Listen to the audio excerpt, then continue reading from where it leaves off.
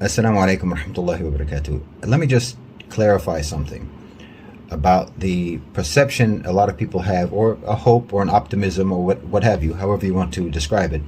The idea that America is in decline or the West is in decline and so forth. What's happening is that the parallel power structure that has been developing for decades in America and in the West, the parallel power structure of private sector power is eclipsing state power in the West, in America and in Europe.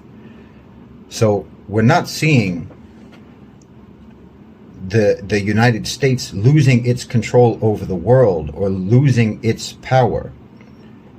It is being subordinated by a parallel power structure that has been developing and growing and strengthening for decades, to the point now that it is the superior and supreme unipolar power in the world, which is private sector power, the owners and controllers of global financialized capital, OCGFC. And they are subjecting both Europe and America to varying degrees of subjugation. So what's happening is what everyone refers to as a paradigm shift. The centers of power are no longer national governments, but the centers of power are in the private sector. And that power structure is not in decline. It's not losing control. It is gaining ever more control. But one of the consequences of that is that the privileged or protected status of Western societies is eroding.